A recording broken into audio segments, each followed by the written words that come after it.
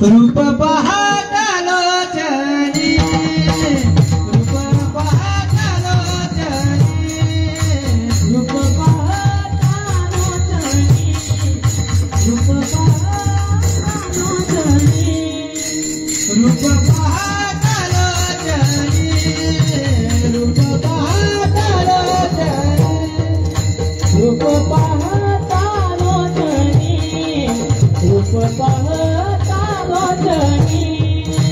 सुख झाले वो गाजली, सुख झाले वो गाजली, गाजली हा विठ्ठल बारवा, हा विठ्ठल बारवा, सुख झाले हो साजणी, सुख झाले हो साजणी, साजणी हा विठ्ठल बारवा,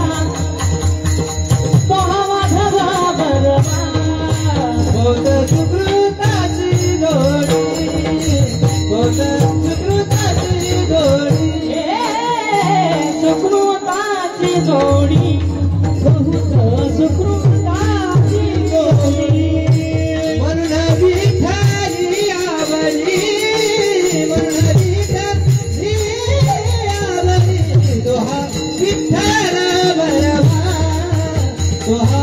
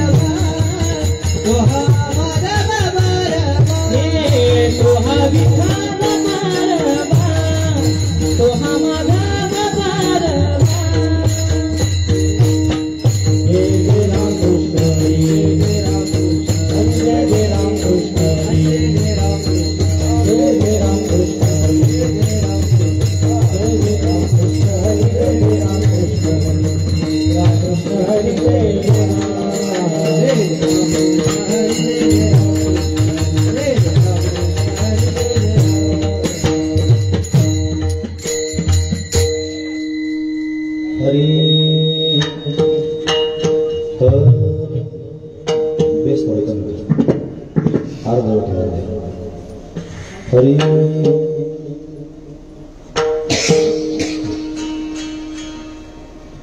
हरी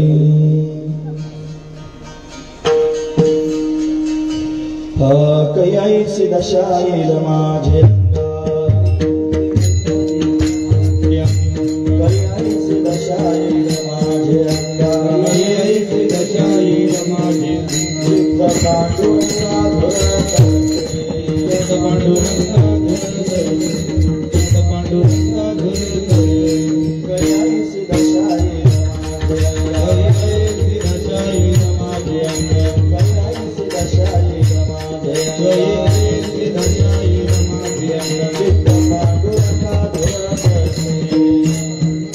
Hare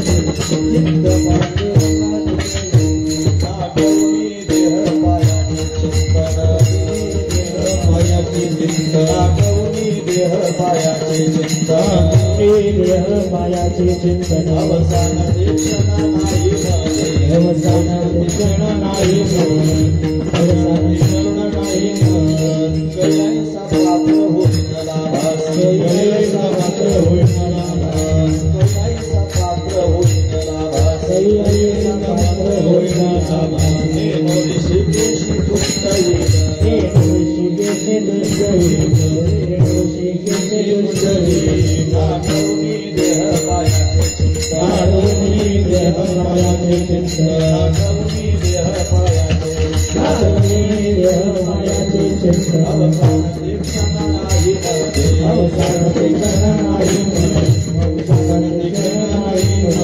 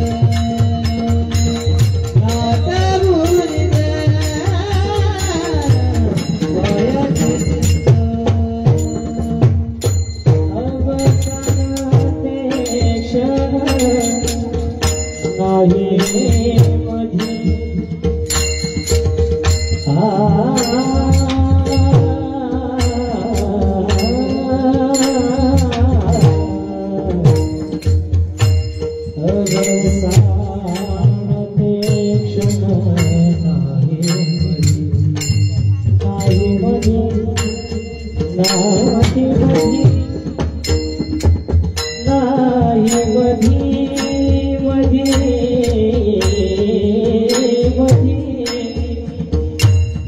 मधी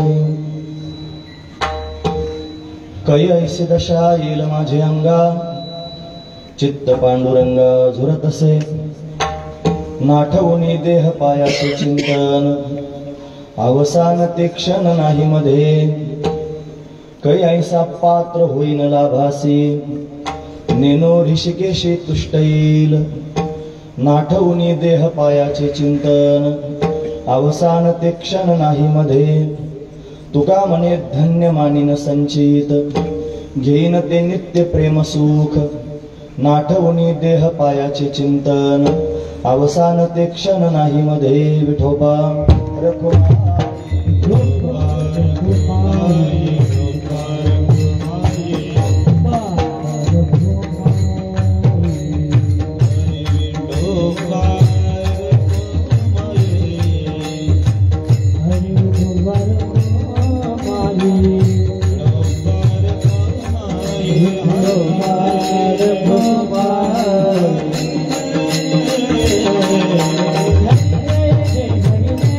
Hey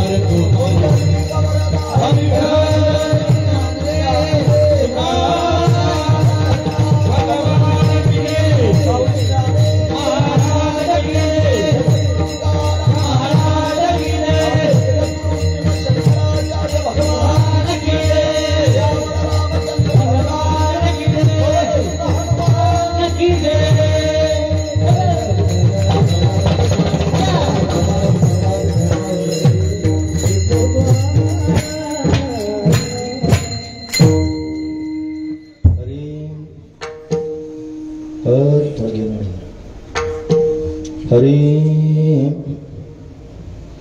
काही ऐसी दशा येईल माझे अंगा चित्त पांडुरंगा झुरत असे नाठवणी देह पायाचे चिंतन अवसान ते क्षण नाही मध्ये प्रस्तुत प्रसंगी कीर्तन रूपी सेवेकरिता निवडलेला अभंग जगद्गुरु जगतवंदनीय सर्वांच्या अंतकरणाचा अधिष्ठान असणारे माऊली तुकोबराय यांचा 4 चरणांचा आणि भगवान पांडुरंग परमात्म्याबरोबर संवाद साधणारा अशा पद्धतीचा अभंग आहे। या अभंगामध्ये माऊली तुकोबराय आपल्याला काय प्रतिपादन करून सांगतात तत्पूर्वी आपण एकदा संतांना नमन करूया। हे श्री संतांचे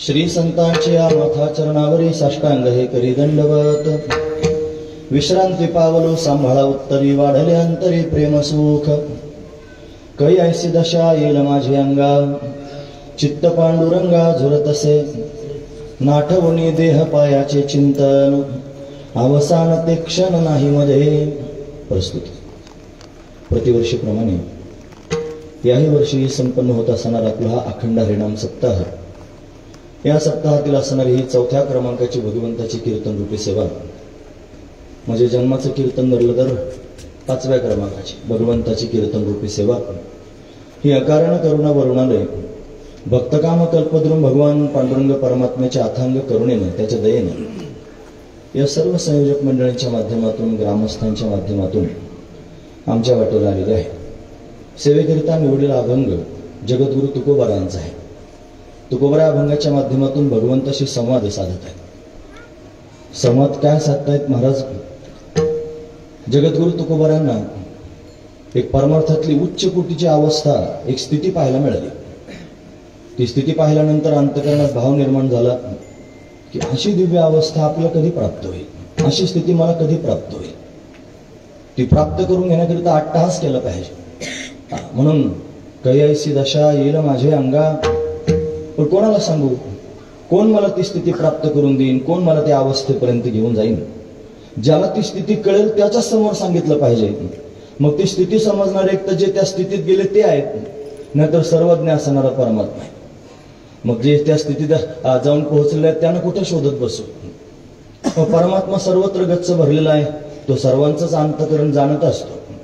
पण भगवंताच्या समोर भावना व्यक्त केल्या पाहिजेत, पण भगवंताशी संवाद साधत आहेत। चित्त पांडुरंगा झुरत असे देवा, अशी अवस्था प्राप्त करून घेण्याकरिता माझं चित्त सारखं झुरत आहे। देवानं विचारलं कशी पाहिजे अवस्था, नेमकी कशी बघितली ते तरी सांगा, कोणत्या अवस्थेविषयी बोलतात? मग ती अवस्था कशी आहे ते सांगितलं। तुम्ही ऐकतात ना सर्वजण? महत्वाचा मुद्दा सांगतो। नाठवणी देह पायाचे चिंतन अवसान ते क्षण नाही मध्ये, स्वतःच्या देहाला न आठवता भगवंताच्या चरणांचं चिंतन पायाचं चिंतन करणं हीच ती परमार्थातली दिव्य अवस्था आहे। नाठवणी देह पायाचे न आठवणी देह आणि पायाचे चिंतन, पण कधी अवसान ते क्षण नाही मध्ये अवसान म्हणजे अंतर. क्षणभराचं सुद्धा अंतर मध्ये न ठेवता, स्वतःच्या देहाला न आठवता भगवंताच्या चरणांचं चिंतन करणं, ही ती अवस्था आहे. आणि ती मला कधी प्राप्त होईल? माझं भाग्य कधी उदयाला येईल? जे कोणी या अवस्थेत गेलेले आहेत ना, भगवान त्यांच्यावर फार प्रेम करतो महाराज. त्यांच्या मागे मागे फिरतो, त्यांना अगदी त्यांनी तळ हाताच्या फोडासारखा सांभाळतो.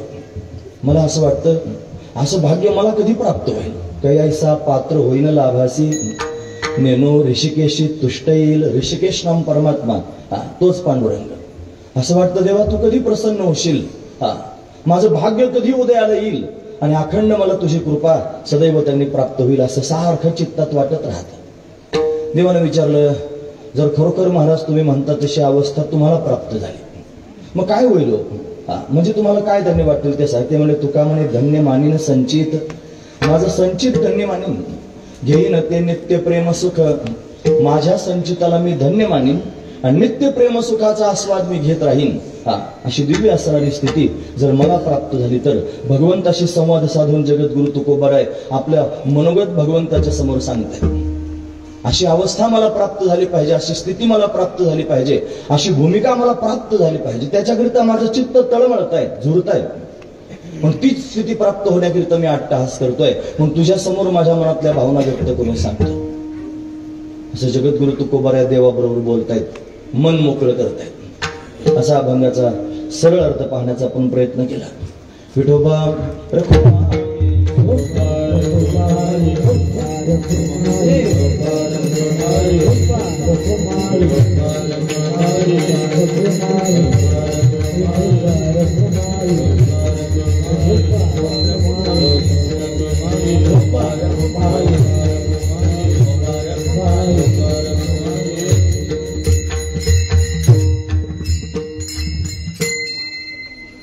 कै ऐसी दशा येईल माझे अंगा, चित्त पांडुरंगा झुरत असे. नाठवुनी देह पायाचे चिंतन, अवसान ते क्षण नाही मध्ये. प्रस्तुत दरवर्षी आपला हा सप्ताह या ठिकाणी संपन्न होतो. सर्वजण परमार्थाचा आनंद घेतात. यावर्षी पण सप्ताह आहे, पण या सप्ताहामध्ये काही आगळीक आहे. काय आगळीक आहे? या सप्ताहामध्ये काही मूर्तींची प्राणप्रतिष्ठा आपण सर्वजण ग्रामस्थ मिळून करणार आहोत. त्या दिवशीच पवार महाराजांची आमची भेट झाली कामूर पठारला. ते डॉक्टर महाराजांना आमंत्रण देण्याकरिता आले होते, जेणेकरून मूर्ती प्राणप्रतिष्ठा महाराजांच्या हस्ते व्हावी, कलशारोहण व्हावं. म्हणून तिथं त्यांनी आल्यानंतर मला हा उपक्रम अशा पद्धतीने कळाला. अतिशय सुंदर असणारा उपक्रम आहे. गावातले सगळे मंदिर अतिशय सुंदर सुशोभित झालेले आहेत. आम्ही तुमच्या समोरच नाही, दुसरीकडे गेल्यानंतर सुद्धा तुमच्या या उपक्रमांचं वर्णन करून सांगतो. आणि खरंच सुंदर उपक्रम आहे. म्हणजे साहेबांचं जसं सामाजिक कार्य पाहायला मिळतं ना, तसं त्यांच्या गावाच्या दृष्टीने पाहिलं तर पारमार्थिक कार्य सुद्धा अतिशय गोड आहे, सुंदर आहे, प्रशंसनीय आहे. मला विनाकारण तोंड चोपडेपणा करायला आवडत नाही, पण वस्तुस्थिती सांगणं म्हणजे काय तोंड चोपडेपणा थोडाच असतो. वस्तुस्थिती खरंच हे पहा तुम्ही मंदिर. मी मागच्या वेळेला कीर्तन आलं त्यावेळेस सुद्धा असं म्हणलं की पंचक्रोशीत सुद्धा अशा एवढ्या सुंदर मूर्ती रामाच्या, लक्ष्मण जानकीच्या, पांडुरंगाच्या पाहायला मिळणार नाहीत. म्हणून सर्वच मूर्ती अतिशय सुंदर आहेत, आखीव रेखीव आहेत. त्यापेक्षा पूजा अर्चा त्यांनी सुंदर होते. डोळसपणा नाही. हनुमंतरायांची मूर्ती, पहिली मूर्ती आणली होती ती थोडीशी तिला अशी चीर दिसली, म्हणून ती स्वीकारली नाही. तिला बात करून बाजूला ठेवलं. तिच्याऐवजी दुसरी मूर्ती त्यांनी आणली. म्हणजे डोळसपणा त्यात आहे. परमार्थ करायचा असेल तर डोळसपणानं झालं पाहिजे. पण फार चांगली गोष्ट आहे महाराज. गावातली सगळेच मंदिरं त्यांनी सुंदर तयार झाले. मंदिरामधली मूर्ती पण त्यांनी चांगल्यापैकी बसली. सगळ्या मंदिरांमध्ये आम्ही जाऊन आलो. खंडोबाचं मंदिर आहे तिकडं, योगीराज कोणाचं बाबाचं मंदिर आहे, काय म्हणता तुम्ही त्यांना, गिरी महाराज, त्यांचं मंदिर आहे. वरती चांदकायच्या डोंगरावर पण आम्ही गेलो पाहण्याकरता. तिथे सुंदर मूर्ती बसवलेली आहे. हे तर आहेत. पुन्हा मच्छिंद्रनाथांचं मंदिर तयार झालं, ते आमचं कुलदैवत आहे महाराज. असे आमचे वाडवडील सांगतात की ते जे क्षेत्र आहे पूर्वी सोनारांच्या ताब्यात होतं, आणि तिथं त्यांनी ती सोनाराची पट्टीच रामपट्टी वगैरे काहीतरी म्हणायची त्याला. म्हणून ते आमचं कुलदैवत आहे मच्छिंद्रनाथ महाराज. म्हणून आम्ही आमच्या घरच्या काही कार्यानिमित्त त्यांनी कुलाचार करतात ना, त्यावेळेला निश्चित दर्शनाकरिता जातो. पण अजूनही त्यांनी पलीकडच्या बाजूला खाली पायथ्याला वडाच्या झाडाखाली काही पादुका ठेवलेल्या होत्या. लोकांना वर चढता येत नाही डोंगरावर, म्हणून पिंपळगावच्या हद्दीमध्ये त्या पादुका होत्या. आणि आता फार सुंदर असणारं मंदिर तयार झालंय. लांबूनच पाहिल्यानंतर सुंदर शोभून दिसतं. आखीव रेखीव असणारं मंदिर तयार झालं. त्या मंदिरामध्ये यावर्षी मूर्ती स्थापना होणार आहे. आणि मुंबादेवीचं तर आपलं स्थान इथं आहेच, ते त्यांनी परिसरात कुठेच नाही, म्हणून मुंबादेवीचं दिव्य असणार हे स्थान आहे. आता लोक गावरान शब्दात त्याला ठाणं म्हणतात. ठाणं नाही, स्थान म्हणायचं. ते मुंबादेवीचं स्थान आहे, म्हणून ती या ठिकाणी वास्तव्य करते आहे. अजून वर जायचं त्यांनी स्थान आहे, तिची पण मूर्ती प्राण प्रतिष्ठा होणार आहे. म्हणजे हा सुमुहूर्त अशा पद्धतीने सापडला आणि त्याच्यामध्ये हा सोहळा या ठिकाणी होतोय. या सोहळ्यात त्यांनी आज सेवा करण्याचा हा योग आहे. म्हणून काय बोलावं, आज हरिदिनी आहे, बरोबर आहे ना, आणि शुद्ध एकादशी आहे. शुद्ध एकादशीला लोक हरीचं चिंतन करण्याचा अभंग घेतात. मग आज त्यांनी हरीचं वर्णन करणारा अभंग घ्यायला हवा होता. मग हरीचं वर्णन करणारा अभंग नाही, डायरेक्ट हरी समोर आहे त्याच्याशी संवाद करणारा अभंग आहे. महत्वाचा विचार आहे. शुद्ध एकादशी आहे ना, मग हरी बरोबर बोललं पाहिजे ना. हरी आज प्रत्यक्ष आपल्या सर्वांच्या मध्ये आहे, प्रत्यक्ष कीर्तनात तो वाचा असतो. म्हणून त्यांनी एखादा म्हणेल, त्यांनी काही ऐसी दशा येईल माझी अंग म्हणतो, म्हणजे संतांचं वर्णन करणारा अभंग घेतला. मग तो वद्य एकादशीला घ्यायचा असतो, शुद्ध एकादशीला का घेतला? त्याचं कारण त्यांनी मला संतांचं वर्णन म्हणून देवाबरोबर संवाद साधायचा आहे आणि देवाला सांगायचं देवा हे असं त्यांनी झालं पाहिजे, अशी अवस्था मला प्राप्त झाली पाहिजे. हा जास्त महत्वाचा विचार आहे. म्हणून आज हरिदिनी आहे, भगवंताचं चिंतन करायचंय. हे संत त्यांनी महाराज भगवंताच्या चिंतनामध्ये तल्लीन आहे, त्यांना दिव्य स्थिती प्राप्त झालेलीच आहे. जगद्गुरु तुकोबाऱ्यांसारखे महापुरुष आणि संपूर्ण जीवन भगवंताला देऊन टाकलं महाराज. काही त्यांनी शिल्लक राहिलं नाही. त्यांच्या अंतकरणात कोणत्याच प्रकारची आस शिल्लक राहिली नाही. संसाराविषयीची कोणती अपेक्षा नाही, धनाची अपेक्षा नाही, मानाची अपेक्षा नाही, प्रतिष्ठेची अपेक्षा नाही, कशाचीच अपेक्षा नाही. हे सगळं त्यांच्या पायावर लोळण घालत आलं महाराज. त्यांना फक्त देवच हवा होता, देवा वाचून काहीच नको होतं. तुम्ही ऐकतात ना सर्वजण. तुकोबाऱ्यांचं चरित्र जर बारकाईने पाहिलं, अभ्यास करून, बऱ्याच लोकांनी आता टीव्हीवर ते चरित्र ऐकलं असेल, पाहिलं असेल, त्याच्यावरती अभ्यास करून ते मांडलेलं आहे. त्यात काही भाव आहेत महाराज, फार गोड भाव आहे. काही मुद्दे त्याच्यातून बाहेर काढण्यासारखेच आहे. जगद्गुरु तुकोबारांनी त्यांच्या जीवनामध्ये कधीच एखाद्या व्यक्तीला महत्व दिलं नाही महाराज, भगवंताला महत्व दिलं. नंबर 2, तुकोबारांनी कोणी वस्तूला महत्व दिलं नाही. छत्रपती शिवरायांसारखे त्यांनी तुकोबारांच्या भेटीची अपेक्षा करत होते. ते म्हणले तुकोबारांना सांगा मी त्यांना भेटण्याची अपेक्षा करतो, मला भेटायला या. तुकोबाराय म्हणले ते जरी छत्रपती असले ना तरी सुद्धा माझा भगवान सर्वात श्रेष्ठ आहे. ते भगवंताशिवाय त्यांनी मला बाकीच्या कोणाला महत्व द्यायचं नाही. मुंगी आणि राव आम्हा सारखाची जीव, सामान्य असणारी मुंगी आणि राजा आमच्याकरता सारखाच आहे. व्यक्तीला महत्व दिलं नाही. व्यवहारामध्ये व्यक्तीला महत्व द्यावं लागेल महाराज. तुम्ही ऐकतात ना सर्वच. व्यवहार करत असताना आईला आई म्हणावं, आई म्हणजे व्यक्तीच आहे महाराज. बापाला बाप म्हणावंच लागेल, बाप म्हणजे व्यक्तीच आहे. भावाला भाऊ म्हणावं लागेल, पत्नीला पत्नी म्हणावं लागेल, मुलांना मुलं म्हणावं लागेल, मित्रांना मित्र म्हणावं लागेल. या सगळ्या व्यक्तीच आहेत. व्यवहारापुरत्या तुम्हाला सर्वांना महत्व द्यावं लागेल, पण तुमच्या अंतकरणाच्या सिंहासनावरती एकच राजा असला पाहिजे, त्याचं नाव आहे पंढरीचा राजा. दुसरं कोणीच नसलं पाहिजे. हा महत्वाचा विचार. मग त्या पंढरीच्या राजालाच महत्व दिलं. व्यवहार सर्वांबरोबर केले महाराज. पत्नीला पत्नीचं प्रेम दिलं, मुलांना मुलांचं प्रेम दिलं. फार मोठी गोष्ट मी तुमच्या समोर सांगतोय.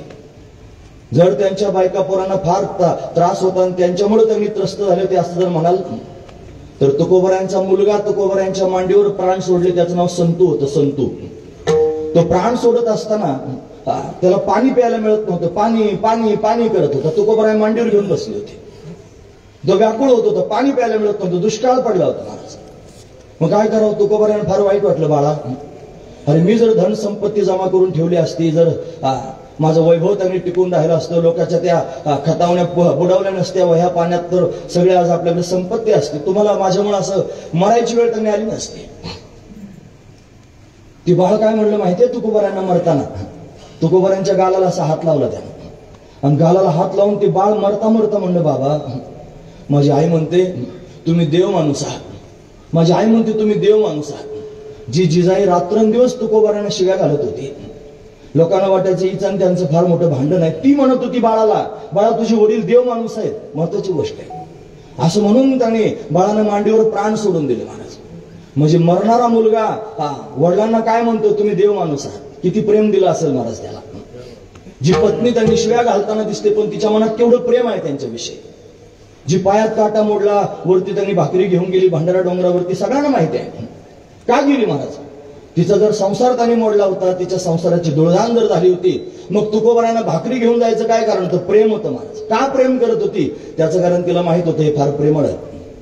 मग तिच्यावर फार प्रेम केलं होतं महाराज, पत्नीवर सुद्धा. मग तुम्ही म्हणाल व्यक्तीला महत्व दिलं नाही म्हणतो, मग कसं काय बायकोवर प्रेम केलं? व्यक्तीला महत्व द्यायचं म्हणजे काय व्यक्तीला लाथा घालायचा असा अर्थ आहे का? चुकीचा अर्थ काढतात. व्यक्तींबरोबर व्यवहार करायचा नाही काय? सगळ्या व्यक्तींबरोबर त्यांनी व्यवहार करा, त्यांच्या देव पाहून त्यांच्याशी व्यवहार करा. पण व्यक्तीबरोबर त्यांनी महाराज व्यवहार करत असताना व्यक्तीला महत्व देऊ नका, त्यातल्या परमात्म्याला महत्व द्या. तुकोबारांनी भगवंताला महत्व दिलं, व्यक्तीला महत्व दिलं नाही महाराज. अशा अंगानं पाहिलं पाहिजे. आपण आपल्या चष्म्यातून पाहतो, त्याच्यामुळे बऱ्याच वेळा आपले नंबर चुकीचे असतात, कमी जास्त असतात, काहीचे मायनस असतात, काहीचे प्लस असतात, घोटाळा होण्याची दाट शक्यता असते. मग आपल्या चष्म्यातून पाहू नये, तुकोबारांच्या चष्म्यातून बघा म्हणजे कळेल. लक्षात घेण्यासारखा मुद्दा आहे. वस्तूला महत्व दिलं नाही, नजरानच पाठवला. खरं सांगतो, तो छत्रपती त्यांनी महाराज आले आणि या छत्रपतीने विचार केला, अरे मला भेटायला नकार देत आहे, मग निदान कशात तरी गुंतले असतील ना, मग नजरानच पाठवला. बायको त्यांनी घरी आहे, तुकोबारांची पत्नी जिजाऊ, जिजाई घरीच आहे महाराज. ते सगळे आले, त्यांनी संपत्ती घेऊन घेतली की तिने आली की सगळे स्वीकारले महाराज. सोनं नाणं गळ्यात घातलं, मस्त, तिला फार चांगलं वाटलं. तुकोबाराय आले. आल्यानंतर पाहिलं त्यांनी एवढी पिवळी धमक दिसत होती, म्हणजे गरीबाची बायको फक्त कावेळ झाल्यावरच पिवळी दिसते. येरे पिवळी दिसायचं काही कामच नाही, एवढी कसं काय पिवळी झाली असेल. मग बारकाईने पाहिलं, एवढं सोनं नाणं कुठून आलं? म्हणजे छत्रपतीने पाठवला नजराना. अरे म्हणे काय दिला नजराना? घेऊन जा. सोने रुपया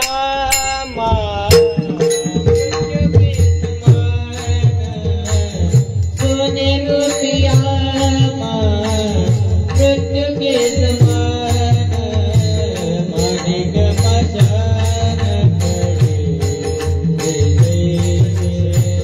मानिक पाषाण करे जैसे.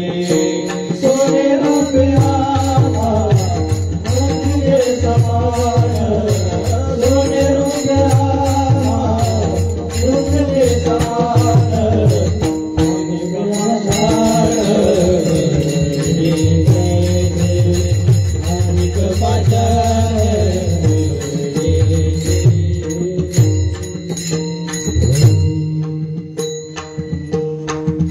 सोने रुपया महामृत्यू के समान. हे सोनं रूप तुमचं आमच्या समोर मातीसारखं आहे. तुम्ही ऐकतात ना सर्वजण? आम्ही त्याला माती समजतो. ते म्हणतात, हे काय दिला ठेवा आम्हा विठ्ठलाची व्हावा. काय ठेवा दिला? आम्हाला विठ्ठलच हवाय, दुसरं काहीच नको आहे. ऐका लक्ष करू. असू द्या. जगत घोडे हे तो बऱ्यात न पडे, काय दिला ठेवा आम्हा विठ्ठलाची व्हावा. दुसरं काहीच नको आहे, विठ्ठल पाहिजे. विठ्ठला वाचून दुसरं काहीच नको. छत्रपतीनं वाटलं परत पाठवलं. खरंच वैराग्य आहे का? अरे लोकांच्या समोर कदाचित दाखवत असेल, ओरिजिनल आहे की नाही पाहिलं पाहिजे. ओरिजिनल मग कुठं कसं पाहावं? छत्रपती स्वतःच आले. तुकोबाराय भल्या पहाटे स्नान करण्याकरिता इंद्राणीच्या तटावर एका खडकावर त्यांनी जाऊन स्नान करून आले की धोतर लावत होते. ती शिळा होती महाराज ठरलेली. काय केलं? छत्रपतींनी ओंझळभर रत्न आणले, पृथ्वीमोल किमतीचे रत्न होते. ते रत्न घेतले आणि त्या खडकावर नेऊन ठेवले आणि दडून बसले, लपून बसले. असं वाटलं आता एकांत आहे, लोकांच्या समोर नजरांना पाठवलं का त्याची छाप करून घ्यायची असेल, आपलं फार वैराग्य आहे. एकांतात वैराग्य खरं आहे की नाही पाहिलं पाहिजे म्हणून लपून बसले. तुकोबाराय आले महाराज. आल्यानंतर त्यांनी स्नान करून आले. ज्या शिळेवर धोतर लावायला उभे राहत होते ना, त्या शिळेवर ते रत्न पाहिले. ते पाहिले की तोंड फिरवून दुसऱ्या शिळेवर जाऊन उभे राहिले. दुसऱ्या शिळेवर उभे राहिले, त्या शिळेला वाचा फुटली. ती शिळा म्हणते, महाराज माझं काय चुकलं आज? तुम्ही माझा त्याग का केला नव्हता? म्हणजे वस्तूला महत्व दिलं नाही, प्रसंगांना महत्व दिलं नाही. बापही मरून गेला, आई मरून गेली, भाऊजाई मरून गेली, भाऊ निघून गेला, बायको मरून गेली, मुलगा मरून गेला. एका दमात सगळं सांगता सुद्धा येत नाही, एवढं वाईट झालं महाराज. दिवाळ निघालं, एका दमात हे सगळं कुठं सांगता आलं मला? म्हणून एवढं त्यांनी नुकसान झालं, एवढे प्रसंग वाईट जीवनामध्ये आले. पण एकाही प्रसंगाला महत्व दिलं नाही, प्रसंगाला महत्वच दिलं नाही. अखंड भगवंताचं नामस्मरण करत राहिले, अखंड भगवंताचं नामस्मरण करत राहिले. फक्त नामस्मरण नाही, देवाबरोबर संवाद साधत राहिले, बोलत राहिले. हे माझे चित्त तुझे पायी राही ऐसे करी काही, धरोनिया बाही भवहादारी दातारा, चतुरा तु शिरोमणी गुण लावण्याची खाणी. बोलत राहिले देवाबरोबर. पतित पतित परिमित्री वाचा, पतित परितू आपुल्या सत्ता, मज करावे सरता, समचरण दृष्टी विटेवरी साजरी, तेथे माझी हरी वृत्ती राहू. किती अभंग सांगू. हे सगळे अभंग देवाबरोबर संवाद केलेले अभंग आहेत. देवाबरोबर बोलत राहिले, अखंड भगवंताबरोबर त्यांनी संवाद करत राहिले. फक्त संवादच केला असं नाही. तुकोबऱ्या देवाकरिता रडले महाराज, फार कासावीत झाले, रडले. वाटुली पाहता शिनले डोळले, दाविसे पावले कैवो डोळा, तुमाय माऊली कृपेची सावली, विठ्ठले पाहिली वास तुझी. अशी अवस्था तुकोबऱ्यांना परमार्थातली प्राप्त झाली. ही सामान्य अवस्था नाही महाराज. संसार सोडूनच दिला, नव्हे जाळून टाकला. हे जाळून संसार बैसलो अंगणी, तुझे नाही मनी मानस. हे सगळा संसारच जाळून टाकला आणि देवाच्या प्राप्तीकरिता अट्टहास त्यांनी करत आहे. असे तुकोबा. संसार जाळणं काय सोपं असतं का महाराज? संसार सोडणं एवढं सोपं असतं का? साधी तंबाखू सोड म्हणलं तर सुटत नाही माणसाला, त्याच्यात जीव जातो त्याचा. खरं आहे की नाही महाराज? वस्तुस्थिती आहे. एक त्यांनी महाराज तलब बाजूला करता येत नाही आणि अख्खा संसार मनुष्य त्यांनी कसा सोडेल? म्हणून संसार सोडणं त्यांनी सोपं नसतं. तुकोबाऱ्यांनी सोडला नाही, जाळलाच डायरेक्ट. बायकोलाच उपदेश केला, देव पहावया करीव सायास. देव पाहण्याकरिता सायास कर तिला विनंती केली. पत्नीला त्यांनी सगळा संसार देऊन टाकला. अशी तुकोबऱ्यांची अवस्था आहे. मग अशी ज्यांची अवस्था आहे त्यांच्या अंतर्गणात अपेक्षा निर्माण होणं कसं काय निर्माण होईल? अपेक्षा ज्यांना काहीच नको आहे त्यांच्या पोटात अपेक्षा निर्माण झाली आणि ते देवाबरोबर अपेक्षेपोटी बोलायला लागले, अपेक्षा ठेवून बोलायला लागले. काय अपेक्षा? तुमच्या माहितीकरता एक गोष्ट सांगतो, लक्षपूर्वक ऐका. ज्याच्या अंतःकरणामध्ये कशाचीच अपेक्षा नाही तो संपूर्ण जगताचा सम्राट आहे महाराज. खरंच सम्राट आहे. काही अपेक्षाच नाही ना महाराज, काय मिळवायचंच नाही, कशाचीच अपेक्षा नाही. धनाची नाही, मानाची नाही, प्रतिष्ठेची नाही, वैभवाची नाही, कशाचीच अपेक्षा नाही. मला काहीच नको. आम्ही कोपरगावला गेलो कीर्तनाला एकदा. आमच्या महाराजांची समाधी आहे. नारायणगिरी महाराज होते बेटावरचे, सरला बेटावरचे. त्यांचा फार मोठा अधिकार होता महाराज, नारायणगिरी महाराजांचा. म्हणतात एकदा पोलिसांनी गाडी अडवली होती त्यांची आणि गाडी अडवल्यानंतर ते मागे बसले होते. तो ड्रायव्हर त्यांनी थांबला. विचारलं त्या महाराजांनी त्याला, काय थांबलास? म्हणे ते पोलीस आहेत, त्यांनी गाडी अडवलेली आहे आणि त्याच्यामुळे आता ते म्हणतात साईडला लावा, आता गाडी त्यांनी चालवायची नाही, अमकं करा तमकं करा. असं का? दरवाजा त्यांनी उघडला. महाराजांनी दरवाजा उघडला आणि गाडीतून खाली उतरले आणि गाडीतून खाली उतरले काठी टेकवत चालायला लागले. त्याला म्हणून राहू दे गाडी तुलाच असं म्हणले, चालायला लागले. चमत्कार झाला महाराज. तो ड्रायव्हर पण खाली उतरला होता आणि महाराज पण उतरले होते. पोलीस उभा होता पण गाडी चालायला लागली. बिगर ड्रायव्हरची गाडी महाराजांच्या मागे मागे चालायला लागली. त्या पोलिसांनी दंडवत प्रणाम केला महाराज. केवढा त्यांचा अधिकार, एवढा मोठा अधिकार त्यांचा होता. असे नारायणगिरी, त्यांच्या जागेवर आता रामगिरीजी महाराज आहेत. म्हणून अशा एवढा मोठा त्यांचा अधिकार. त्यांना आमच्या महाराजांच्या त्या समाधीच्या कार्यक्रमाकरता बोलवलं. काल्याचं कीर्तन होतं. आता आम्हीच फक्त बुवा होतो तिथं. म्हणजे तुम्ही चला महाराजांना समोर स्वागत करण्याकरता गेलो. दरवाजा उघडला गाडीचा आणि दरवाजा उघडल्यानंतर हात जोडून मी त्यांच्या समोर उभा राहिलो. फार शालीनतेनं त्यांचं स्वागत करायचं होतं म्हणून आम्हाला पुढे घातलं होतं. हात जोडून उभं राहिलं. आम्हाला हात जोडून उभं राहिलेलं पाहिलं. त्याने बारकाईने पाहिलं आणि त्यांच्या तोंडातून एक शब्द बाहेर पडला, आम्हाला तुमचे काहीच नको. एकदा म्हणून थांबायला पाहिजे की नाही? देवाकडूनच काय, पण देवाकडून सुद्धा कधीच काहीच मागायचं नाही. अशी स्थिती आहे महाराज. ही दिव्य असणारी स्थिती आहे. काहीच नको. ज्याला जगातलं काहीच नको तो सम्राट आहे महाराज. त्याला काही दुःखच नाही ना. तो आनंदात आहे कायमस्वरूपी. कशाही स्थितीमध्ये तो समाधानीच आहे महाराज. म्हणून समाधान अतिशय महत्वाचं त्यांच्याकडे समाधान आहे. जगद्गुरु तुकोबाऱ्यांना काहीच नको संसारातलं आणि तरी अभंगाकडे जर बारकाईने पाहिलं तर ते म्हणतात चित्त पांडुरंगात झुरत असेल. काहीतरी मिळवण्याकरिता चित्त झुरत आहे. अहो एवढी तुमची दिव्य अवस्था आहे तरी पण तुमचं चित्त झुरतं. कशाकरता झुरतं सांगा? काय नेमकं त्यांनी प्राप्त करून घ्यायचंय? ते म्हणजे काही नाही, एक दिव्य असणारी स्थिती पाहिली, परमार्थात ती अवस्था पाहिली. ती उच्च कोटीची अवस्था आहे. काय अवस्था असेल परमार्थातली उच्च कोटीची? परमार्थ जर करायचा असेल तर अनेक माध्यमातून अनेक मार्गाने करता येतो. त्रिकांड गीतेमध्ये वर्णन करून सांगितलं. 3 कांड आहेत, कर्मकांड, उपासनाकांड, ज्ञानकांड. हे 3 कांड आहेत. त्रिकांडात्मक असणारी गीता आहे. निष्काम कर्मयोगही त्यांनी करता येतो. निष्काम कर्मयोगाच्या माध्यमातून भगवंतापर्यंत जाता येतं. गाडगे बाबा होते की नाही, गावगाव फिरायचे महाराज. ते एक खापर असायचं डोक्यावर घेतलेलं, अंगावर एक गोधडी असायची, सगळे कपडे अंगावर त्यांनी असायचे, फाटके असायचे ते शिवल्या हाताने आणि गावगाव त्यांनी फिरायचे, खराटा हातात असायचं. सगळं गाव झाडून काढायचं आणि लोकांना एकत्र करायचं आणि भजन म्हणायचं. हे गोपाला गोपाला रे गोपाला गोपाला रे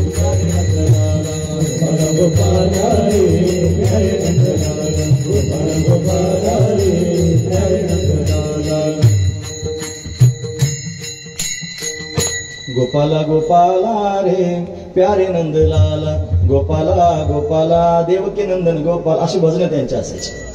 सगळं गाव झाडून काढायचं, काही मोठेपणा नाही. त्यांच्यासारखा सत्पुरुष त्या काळात कुठे पाहायला सुद्धा मिळत नाही. एवढा मोठा सत्पुरुष, पण हाताने झाडून घ्यायचं, सगळं गाव झाडायचं. सगळ्या लोकांनी शुद्धऱ्या आणायच्या, एकत्र बसून त्यांनी भगवंताचं भजन करायचं आणि भोजन करायचं. मस्त. निष्काम कर्म योगी, निष्काम कर्म. असं निष्काम कर्म आपल्याला करता येईल का? निष्काम कर्माच्या साधा सप्ताहाला त्यांनी थोडीशी वर्गणी दिली ना, आणि त्याचं नाव जर वाचून नाही दुखलं, त्याला तळपायच्या मस्त का त्याला वाटतं नरड धरू का काय करू. आता सगळ्यांची यादी वाचली, माझं नाव नाही सांगितलं. तेव्हा खरंच असं होतंय. आता आम्हाला रोज हिंडावं लागतं, आम्हाला धंदाच आहे तेवढा. माझं नाव नाही सांगितलं असं त्याला होतं महाराज. भयंकर अवस्था. याला निष्काम कर्म थोडंच म्हणतात. म्हणून निष्काम कर्माच्या माध्यमातून परमात्म्यापर्यंत जाता येतं. कदाचित तुकोबाराने ती अवस्था मान्य असेल, ती पाहून त्यांनी अवस्था मनामध्ये भावले असेल, म्हणले असतील मला अशी अवस्था प्राप्त करून घ्यायची. नाही, त्याच्याही उंच त्यांनी तुकोबाराने फार सेवा केली महाराज लोकांची. तुमच्या माहिती चरित्र वाचा म्हणजे तुम्हाला कळेल. तुकोबारायांनी गावामध्ये त्यांनी महाराज जेवढ्या गटारी होत्या ना, चरित्रात भाग आलाय महिपती महाराजांनी सांगितलं, त्या खांदून काढल्या. सगळं त्यांनी स्वच्छता मोहीम स्वतःहून त्यांनी राबवली. लोक पाहायला फक्त आले, काम करू लागायला कोणी आलं नाही महाराज. म्हणतात एक म्हातारी काठी टेकवीत टेकवीत चालली होती दुकानात. तिला दुकानापर्यंत त्यांनी जाता येत नाही, काठी टेकवीत त्यांनी चालली होती. कधी जायची दुकानातून, कधी त्यांनी घेऊन यायची सामान. तिला विचारलं आजी काय करतेस? म्हणजे दुकानात चालले. काय आणायचं? म्हणजे तेल आणायचं. तेल म्हणे मग तुला चालता येत नाही, तू इथंच बस, मी तेल घेऊन येतो. तेल आणतो म्हणल्यानंतर त्यांनी गेले, तेलाची बाटली त्यांनी घेतली आणि तेल घेऊन आले महाराज. काय तिला आठवडाभराचं तेल लागत असेल तेवढं आणलं, तिच्या हातात दिलं. ती घरी गेली, ते तेल ती वापरायला लागली महाराज. पण एक आठवड्याचं तेल होतं, महिना झाला तरी संपलं नाही. जास्त दिवस झाले तरी संपणार. मग तिच्या लक्षात आलं हे तेल संपत कसं नाही. ज्या अर्थी तुकारामाने आणलेले तेल आहे, त्या अर्थी काहीतरी चमत्कार आहे. याच्यामध्ये त्यांनी काहीतरी चमत्कार आहे. तुकारामाचा हात लागला म्हणून तेल संपत नाही. आणि तिने गप राहावं की नाही महाराज. बायका गप राहत नाही. काही त्यांनी झालं की त्या गप राहायच्याच नाहीत. मला तिला सांगते, तिला सांगते. लगेच सांगितलं शेजारीला. ती म्हणजे तुकारामानं पावशेर तेल आणलं आणि 1.5 महिना झाला तरी संपलंच नाही. मग शेजारीला वाटलं थोडंसं तुकारामाचा हात लागलं की तेल संपत नाही. तुकोबा आधी तू काय म्हणत होती, असे शहाणे लोक असतात बघा ना. काम पडल्यानंतर काय म्हणतील काय. आधी त्यांनी तुकाराम शेठ म्हणायचे, महाजनकी होती ना तुकोबरांकडे. मग ते दिवाळी निघालं. दिवाळी निघाल्यानंतर फारच त्यांनी महाराज बिघडलं सगळं काम. समाज असाच असतो महाराज. जो आधी शेठ म्हणतो, सावकार म्हणतो ना, तो समाज नंतर पायाखाली तोडायला काही भाड्याने लोक आणावं लागत नाही. तेच असतात, तेच लोक असतात. काही नवीन आणायची आवश्यकता नसते. फार कौतुक करतात, आधी फार डोक्यावर घेतात. आणि पायाखाली तोडायला लागले की काहीच मागचा पुढचा विचार करीत नाही, आखच तोडून टाकतात. तुक्याच म्हणायला लागले डायरेक्ट. तुकाराम शेठ होते, नंतर तुक्या करून टाकलं. आणि नंतर मग जरा थोडं कामाला यायला तुकोबा असं म्हणत, तुका एवढं काम करतोस का रे. तुम्हाला आश्चर्य वाटेल थोडंसं, लक्षात ठेवा मी काय सांगतो ते. तुकोबारायांना तेल आणल्यानंतर त्यांनी त्यांच्या हातचं संपत नाही म्हणून लोकांनी केंड आणून दिले. केंड काही नाही म्हणजे खांद्यावर एक असं अडकवलेलं, इकडून एक अडकवलेलं, डोक्यावर घेतलेलं, पाठीवर घेतलेलं, 2 हातात 2 म्हणजे खांद्यावर 2 अडकवलेले, हातामध्ये 2 घेतलेले, पाठीवर घेतलेलं, डोक्यावर घेतलेलं. आणि असं करीत करीत दुकानापर्यंत जायचं आणि तेल घेऊन प्रत्येकाच्या घरी नेऊन पोहोच करायचं. याला सामाजिक कार्य नाही म्हणायचं. मग काय करायचं. म्हणजे सामाजिक कार्य करायला निघतात ना लोक, त्यांना असे पाट्यावर त्यांनी वाटायला सुरुवात करतात. तुमचं नाही सांगत काही मी, पण सामाजिक कार्य त्यांनी मला झालं की असं होतच असतंय आम्हाला. पण तुकोबारांनी एवढं त्यांनी कार्य केलं. ह्या सगळ्या गोष्टी तुकोबारांनी केल्या. अभिमान मात्र तुकोबारांकडे त्या गोष्टीचा झाला नाही. महत्वाची गोष्ट आहे. तुकोबारांना ही अवस्था डोळ्यासमोर दिसत नाही. मग त्याच्यापेक्षा श्रेष्ठ काय अवस्था असेल. त्याच्यापेक्षा श्रेष्ठ अवस्था मग योगाची अवस्था. तुकोबारांना काही योग कमी आहे का महाराज. त्यांचे अख्खे अभंग पाहून घ्या. जेव्हा तो मुलगा संतू मांडीवर मरण पावला ना, त्यावेळी तुकोबाराय त्या डोंगरात जाऊन बसले, भामचंद्र डोंगर. आता मी घड्याळ पाहिलंच नाही. आता काय होईल ते सांगता येत नाही मला. जास्त वेळ जर झाला तर म्हणतात लोक नाराज होतात, पुढच्या वेळेस बोलवित नाहीत. नका बोलू, जाऊ द्या मरू द्या. पण वेळ झाला तर नाराज होऊ नका, फक्त असू दे. म्हणून भामचंद्रावर जाऊन बसले आणि साधना करू लागले. साधना करता करता अशी अवस्था झाली, 15 दिवसामध्ये झाला साक्षात्कार. हे विठोबा भेटला निराकार. निराकार विठोबाचं दर्शन झालं. ते म्हणतात पांडुरंगे केला सत्य अनुग्रह, निरसोनी संदेह बुद्धिभेद, जीवा शिवासे जर रचिले आनंदे, आवटावे पदे आरोहण, निज निज रूपे निज. म्हणजे त्यांनी रिप्रोडक्टिव्ह ऑर्गन्स म्हणजे त्यांनी मलमूत्र विसर्जनाचे स्थान, त्याच्यामध्ये शिव नाही चरबट असणारे रेष. तुम्ही ऐकतात ना सर्वजण, ऐकून ठेवा फक्त, गरजेचं आहे. मला कधीतरी येईल का मला. त्या चरबट रेषेमध्ये एक चक्र आहे, त्याचं नाव आहे मूलाधार चक्र. या मूलाधार चक्राच्या ठिकाणी स्फटिका समान शिवलिंग आहे. त्याच्यावर त्यांनी 3.5 वेटोळे घालून एक शक्ती पहुडलेली, त्याला कुंडलिनी म्हणतात. ज्ञानोबरायांनी 6व्या अध्यायामध्ये कुंडलिनी योग सांगितला अख्खा. बारकाईने तुम्ही ऐका, लक्ष करू. तिथं कुंडलिनी राहते. ती 3 वेटोळे घालून जागीच आहे, अधोमुख आहे. श्रीगुरु ज्यावेळेला येतात, मस्तकावर हात ठेवतात, त्यावेळी ती ऊर्ध्वमुख होते आणि एका छक्राचं भेदन करून जाते. ते मूलाधार चक्र आहे, पृथ्वी तत्वाचं आहे, 4 पाकळ्यांचं आहे, ते लाल रंगाचं आहे. त्याच्या थोडं वरती आलं की ओटीपोटाच्या मागच्या बाजूला माकड हाडामध्ये त्यांनी चक्र आहे, स्वादिष्टान चक्र, ते जलतत्वाचं आहे, त्याला 6 पाकळ्या आहेत. त्याच्यावरती आलं की नाभी चक्र, त्याला मणिपूर चक्र म्हणतात, ते आग्नेय तत्वाचं आहे, त्याला 10 पाकळ्या आहेत. त्याच्यावर एक अक्षर सुद्धा लिहिलेलं आहे, आता तेवढी माझी पाठ नाही. हृदय चक्र, त्याला अनाहत चक्र असं म्हणतात, ते वायू तत्वाचं आहे, त्याला त्यांनी 12 पाकळ्या आहेत. त्याच्यावरती आलं की कंठस्थानाच्या मागच्या बाजूला त्यांनी विशुद्ध चक्र, ते 16 पाकळ्यांचं आहे, आकाश तत्वाचं आहे. त्याच्यावरती त्यांनी आलं की भूमध्यामध्ये एक चक्र आहे, त्याला आज्ञा चक्र असं म्हणतात, ते शक्ती तत्वाचं आहे. श्रीगुरु तत्वाचं पण त्याला मानलं जातं. द्विदल चक्र, 2 पाकळे आहेत. आणि त्याच्यावरती सहस्त्रदल कमल आहे महाराज, मस्तकावर हजारो पाकळे आहेत, ते परब्रह्म तत्वाचं चक्र आहे. तुकोबराय म्हणतात, निजी निज रूपी निज जुळा तुका अनुहत बालका हल्लरुगास पांडुरंगे सत्य केला अनुग्रह निरसोनी संदेह बुद्धिभेद जीव शिवासे जर चिले आनंदे आवटावी पदी आरोहण. आवटावी म्हणजे कुंडलिनी. त्या कुंडलिनीला सहस्त्रदल कमलापर्यंत नेलं आणि त्यांनी मला समाधी स्थानापर्यंत नेऊन पोहोचवलं. योगाची अवस्था आहे. पण हे सुद्धा तुकोबरायांना नको आहे. त्याच्यापेक्षा श्रेष्ठ अवस्था जर कशाची असेल ती योगाची अवस्था आहे. तो आत्मज्ञानापुरता मर्यादित आहे. त्याला चैतन्य कळालेलं आहे आणि शरीरापुरतं देहापुरतं आत्मा त्याला कळालेला आहे. नैनंद छिंदंती शस्त्राणी नैनंद हती पावका न चैनं क्लेदयन्ते आपण शोषयति मारुत. ही त्याची स्थिती आहे. न जायते म्रियते वा कदाचिन नायं भूत्वा भविता वा न भूयः अजो नित्य शाश्वतोयं पुराणो न हन्यते हन्यमाने शरीर. ही त्याची अवस्था आहे. पण त्या योगाची असणारी स्थिती त्याच्यापेक्षा वरती एक अजून स्थिती आहे, ज्ञानाची स्थिती. योगी त्यांनी आत्मा मानतो, पण ज्ञानी असा आहे मी आत्मा आहे, आत्माच ब्रह्मरूप आहे, अशा अवस्था त्याला प्राप्त होते. चराचरात स्वस्वरूपाची संवेदना घेतो. श्रीमद भगवद्गीता वर्णन करून सांगते, हे बहुनाम जन्मना मानते ज्ञानवान माम प्रपद्यते. उपासना बहिरंग साधना, विवेक वैराग्य समाधी षटक मुमुक्षुत्व अंतरंग साधना, त्याच्यापेक्षा श्रवण मनोनिधी ध्यासन तत्व पदार्थ शोधन ही अत्यंत अंतरंग साधना आहे. आणि त्या माध्यमातून ज्ञानापर्यंत जाते. तर लोकांना साधनच कळत नाही तर ज्ञान कधी प्राप्त व्हायचं. मग तिथपर्यंत जाता येत नाही. ते तुकोबरायांना प्राप्त झालं, ब्रह्मज्ञान प्राप्त झालं. मग प्राप्त झाल्यावर तिथं राहावं ना, ते म्हणजे नको, हे नको ब्रह्मज्ञान आत्मस्थिती,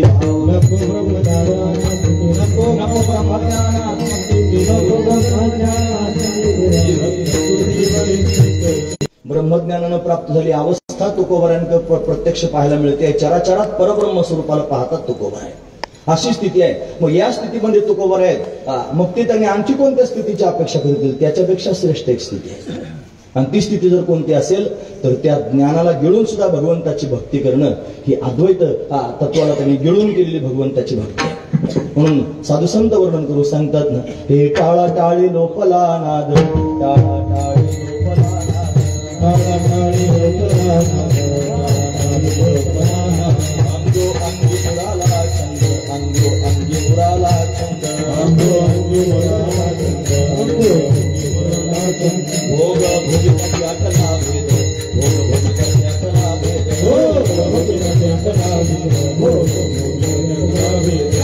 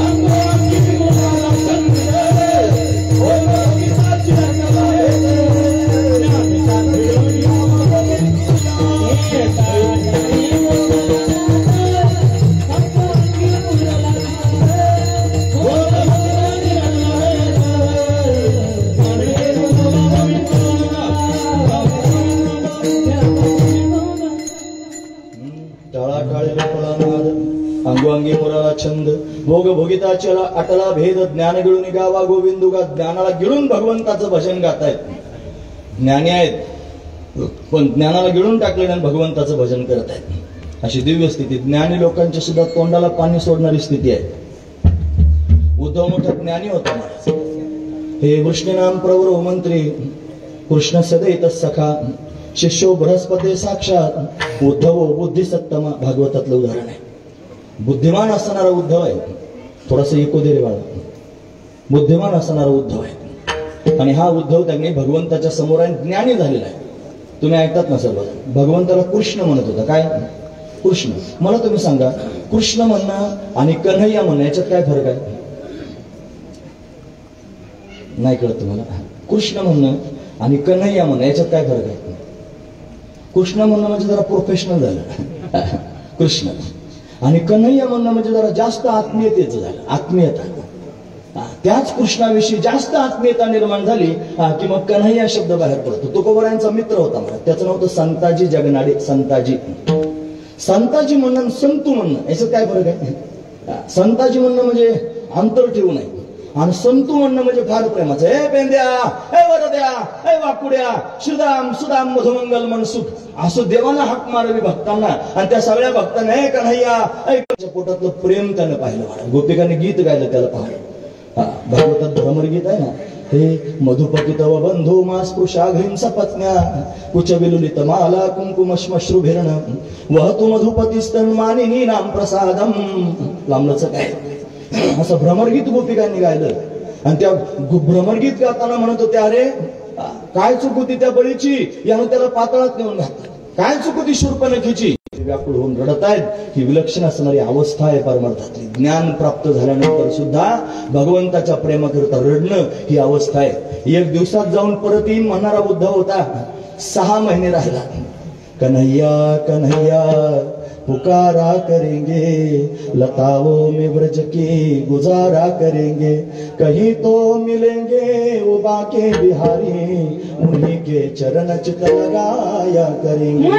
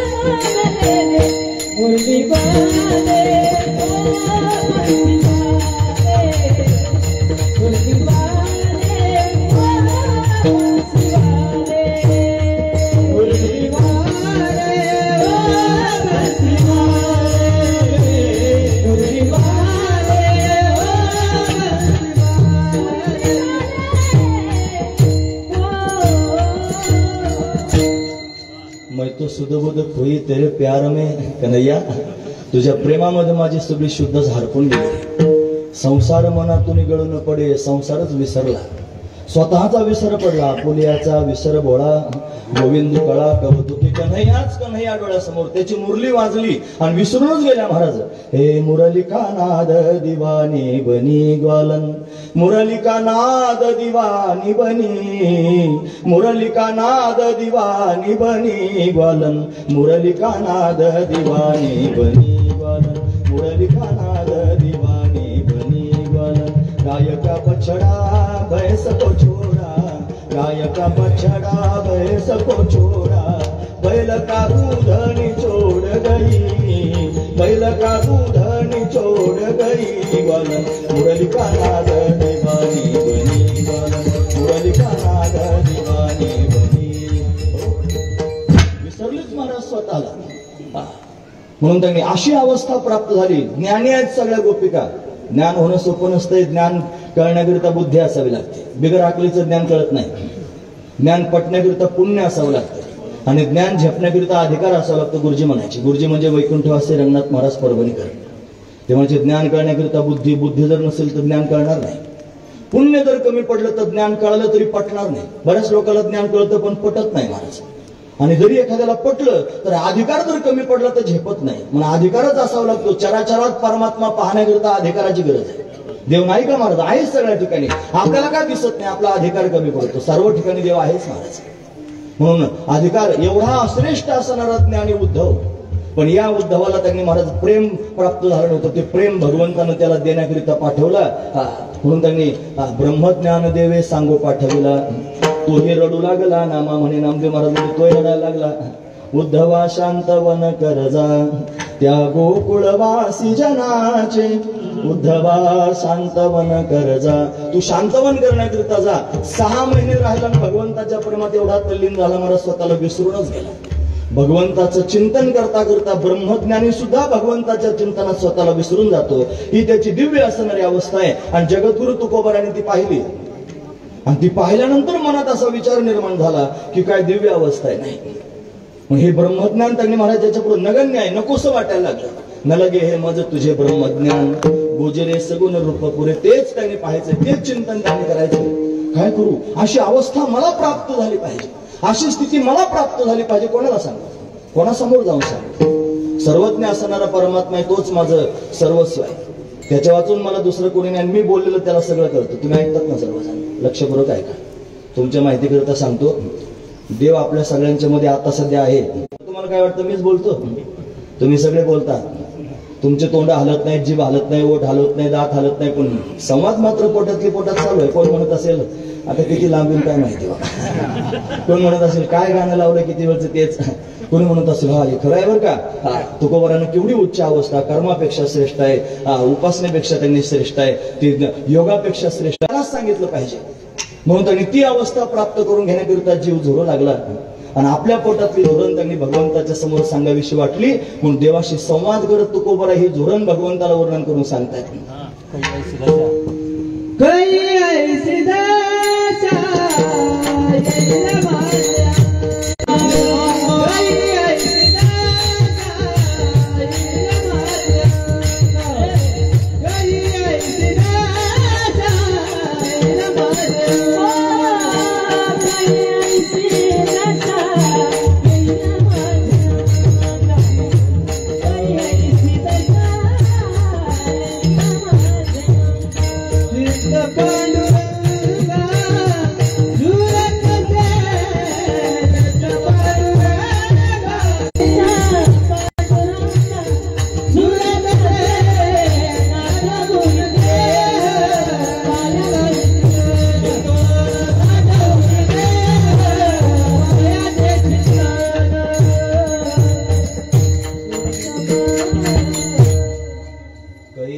दशा काही म्हणजे केव्हा, अशी दशा म्हणजे अवस्था. कधी अशी अवस्था मला प्राप्त होईल पांडुरंगा. ऐकतात ना तुम्ही सर्वजण? अभंग सुटसुटीत कळायला पाहिजे ना महाराज आपल्याला. त्याचा एक शब्दानुशब्द आपल्या पोटात उतरला पाहिजे. कै म्हणजे केव्हा, ऐशी म्हणजे अशी, दशा म्हणजे अवस्था. कधी अशी अवस्था येईल म्हणजे तुझं चिंतन करावं. ब्रह्मज्ञानाला नगण्य समजावं, त्याला त्यांनी बाजूला टाकून द्यावं. म्हणे तुझं चिंतन अखंड करत राहावं. मोठी अवस्था आहे. ब्रह्मज्ञानानं मोक्ष प्राप्त होतो. ज्ञान हे अवांतर प्रयोजन फल आहे, मोक्ष हे परम प्रयोजन फल आहे. मोक्ष प्राप्त झाला पण मोक्ष नको म्हणले, मोक्षपदे तुच्छ केली. या कारणे आम्हा जन्म घेणे युगायोगी, आम्हाला युगायुगात जन्म घ्यायचा आहे. का बरं? विटे ऐसे सुख नो हे भक्तिरस, पुढता पुढती आस सेवा. हे पुन्हा पुन्हा भक्तिरसाचं सेवन करायचंय. त्या भक्तीमध्येच विसर पडतो महाराज. लक्षपूर्वक ऐका. हे बघा, विठोबा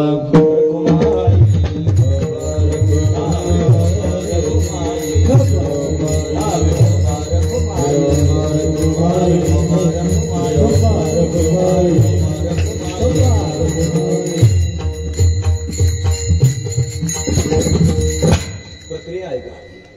क्रियेनं नाश होत असतो. क्रिया असते ना त्याला नाश होतो. ज्ञानानं बाध होतो. महापुरुषांना ज्ञान प्राप्त झालं, जगताचा बाधच करून टाकला. हे ब्रह्मसत्यम जगन मिथ्या जीवो ब्रह्मैव नापरः. ब्रह्म सत्य आहे, निश्चय केला. जगत मिथ्या आहे, जगताचा बाध करून टाकला. आणि जीव हा ब्रह्मरूप आहे असा निश्चय करून त्यांनी मला ब्रह्मरूप झाले. महत्वाची गोष्ट आहे. म्हणजे ज्ञानानं काय होतं तर बाध होतो. आता प्रक्रिया जर सांगायला लागलं तर लोकांना समजणार नाही. प्रक्रिया करण्याकरिता परिभाषा कळावी लागते, त्याच्याकरिता नजर असावी लागते. त्याला वाटतं बास आपल्यासारखं परमार्थिक दुसरा कोणीच नाही. बरं पंढरपूरला जाऊन आलं की त्याला असा अवसान येतं, त्याला वाटतं मी कधी लोकांना सांगेन मी वारी केली. बरं तिथून आल्यावर थोडं पाणी बदलेलं असतंय ना, घशात खरखर करतंय, नाकाला थोडा शेंबूड येतो, मग ती लोक पुढे मुद्दाम असं करतंय महाराज सर्दी झाली वाटतं. समोरचा माणूस विचारतो सर्दी झाली, हा पंढरपूरला गेलो होतो, मग देवावर उपकार करायलाच गेला तू पंढरपूरला. हा मग त्याला फक्त सांगायचंय मला मी परमार्थ केला. असू द्या, परिभाषा कळाली पाहिजे तर परमार्थ. नाही तर आंधळ्या गरुडाचे पाका हाती परिते कवण्या उपयोगा जाते. गरुड आहे भरारी मारता येते पण आंधळा आहे, एवढ्या करताच परमार्थ नाही.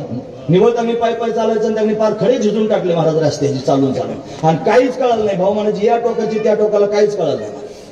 अरे परमात्माच कळालं पाहिजे परमार्थाच्या माध्यमातून. परमात्म्याचा प्रत्यक्ष साक्षात्कार झाला पाहिजे, त्याला ज्ञान झालं पाहिजे. जगत नाही परमात्माच आहे. आमचे बाबा म्हणत असतात, बाबा म्हणजे परमपूजनीय आदरणीय प्रातस्मरणीय संत चरणरज छगन महाराज बाळनाथ गडावरचे बाबा. म्हणून बाबांचं नाही, बाबा लोकांना प्रश्न विचार, मला सांगा जगात देव आहे का देवात जग आहे? आता काय उत्तर द्या? काय म्हणायचं जगात देव आहे, काय म्हणले देवात जग आहे. मग आता काय उत्तर द्यायचं? असं 2 मिनिटं होऊ द्यायचं, मग म्हणायचे थांबा दोघांचं उत्तर बरोबरच आहे, जगात देव आहे देवात जग आहे. पण त्याच्यापेक्षा चांगलं उत्तर माझ्याकडे. काय उत्तर आहे? जगच देव आहे. हे नजर आहे मला, हे जग नाही देवच आहे अशी नजर प्राप्त झाली पाहिजे. तुझी प्रेम खून देऊन देवा तुझी प्रेम खून मला दे, त्या प्रेमात मी चिंब झालं पाहिजे. मला कोणीच नको जगात, मला फक्त तू हवायस. अशी अवस्था चित्ताची निर्माण झाली पाहिजे. आणि मग स्वतःचा विसर पडला पाहिजे. तो विसर पडणं ही परमार्थाची उच्च कोटीची अवस्था आहे. कशाचा विसर? देहाचा विसर पडला पाहिजे. कशाची आठवण राहिली पाहिजे? देवाच्या पायाची आठवण राहिली पाहिजे. आणि कधी राहिली पाहिजे? कायमस्वरूपी राहिली पाहिजे, अखंड राहिली पाहिजे. क्षणभराचं सुद्धा अंतरमध्ये न ठेवता कायमस्वरूपी भगवंताच्या चरणांची आठवण राहिली पाहिजे. स्वतःच्या देहाला विसरून भगवंताच्या पायाचं चिंतन घडलं पाहिजे. आणि कधी घडलं पाहिजे? क्षणभराचं सुद्धा अंतरमध्ये न पडता घडलं पाहिजे. ही परमार्थातली दिव्य अवस्था आहे आणि ती मला प्राप्त करून घ्यायची महाराज वर्णन करून सांगितलं.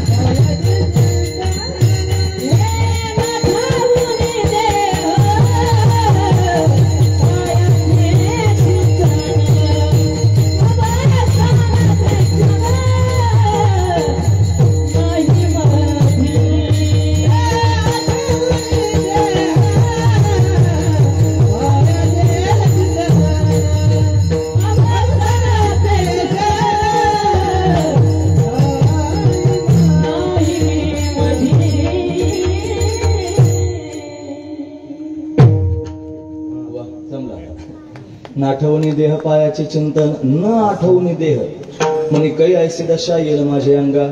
चित्त चिंतन घडलं पाहिजे. ना आठवणी देह पायाचे चिंतन. तुम्ही ऐकतात ना सर्वजण, सारे आपण हरिभक्तीपरायण आहोत. एखाद्याच्या पुढे नाही हरिभक्तपरायण लावलं त्याला राग येतो महाराज. त्याला तुम्हाला म्हणलंच पाहिजे हरिभक्तीपरायण, हा महत्वाचा विचार आहे. मग हरिभक्तीपरायणचा अर्थ काय होतो? 24 तास कायमस्वरूपी जन्मभर हरीच्या भजनामध्ये तल्लीन आहे, परायण आहे, त्याला हरिभक्तीपरायण म्हणायचं. लोक परमार्थ करतात महाराज, परमार्थ करतात करतात की नाही करीत? करतात ना. जेव्हा वेळ मिळेल तेव्हा करतात. चपाती कर 22 तास काय करतो? मग दुसरं 2च तास फक्त 24 तासातला परमार्थ करतो, 22 तास काय करतो? अरे परमार्थ 2 तासाचा नसला पाहिजे. मग परमार्थ 24 तासाचा असला पाहिजे का? नाही, 24 तासाचा नसला पाहिजे. मग जीवनच परमार्थ असला पाहिजे. लक्षात ठेवा, आपलं जीवनच परमार्थ असलं पाहिजे. अशी जर अवस्था तयार झाली, ते म्हणतात अशी जर अवस्था झाली तर स्वतःचा विसर पडेल. नाठवणी देह पायाचे चिंतन, भगवंताच्या पायाचं चिंतन होईल. आणि कधी होईल? अवस्थानं ते क्षण प्राप्त करून घ्यायचे ते सांगा. महाराज म्हणले, ज्यांना ज्यांना अशी अवस्था प्राप्त झाली त्यांच्यावर देव प्रसन्न झाला. ज्यांना ज्यांना अशी अवस्था प्राप्त झाली देव सगळ्यांवर प्रसन्न झाला. महाराज आपल्यावर पण देव प्रसन्न आहे. देव जर आपल्यावर प्रसन्न नसता, बॉडीला आंघोळ घाला. अरे येड्या,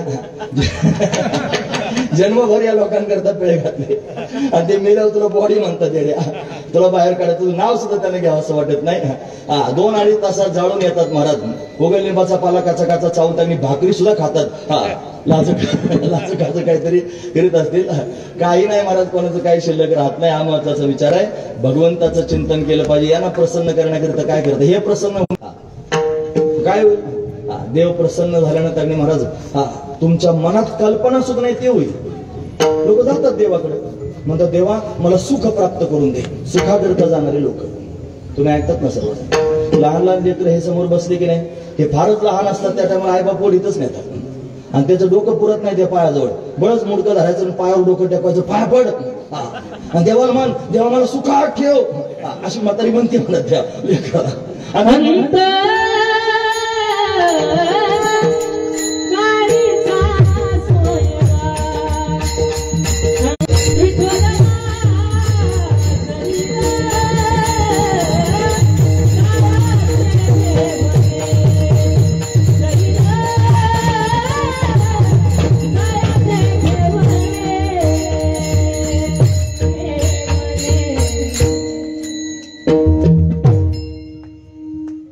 ते लेकरू धरतील त्या देवाच्या पायावर त्याचं मुंडकं टाकून धरतील. मग ती मन देवाला, देवा मला सुखात ठेव. त्याला म्हणता येत नाही महाराज. ते म्हणतो देवा मला जो मागतो ना महाराज तो कमीच आहे महाराज. ते काय नाही पंख्यान तिकडे, त्याला माझं पटलं नाही. काय नाही, त्यांनी तिकडे तोंड फिरवलं, त्याचं तोंड तिकडे झालं, त्याला पटलं नाही माझं. असं द्या, सुख मागित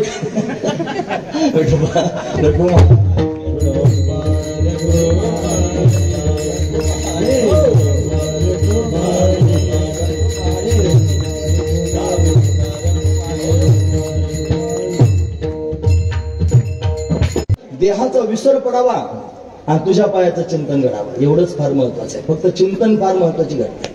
देव प्रसन्न होतो अशी अवस्था तयार झाल्यावर.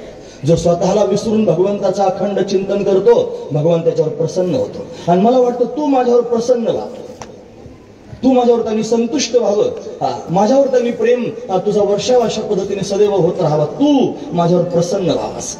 आणि हे देवाचं प्रसन्न होणं म्हणजे सौभाग्य आहे. असा लाभ माझ्या जीवनामध्ये कधी प्राप्त होईल आणि न जाणो परमात्मा माझ्यावर कधी संतुष्ट होईल असं सारखं माझ्या मनात वाटत असतं.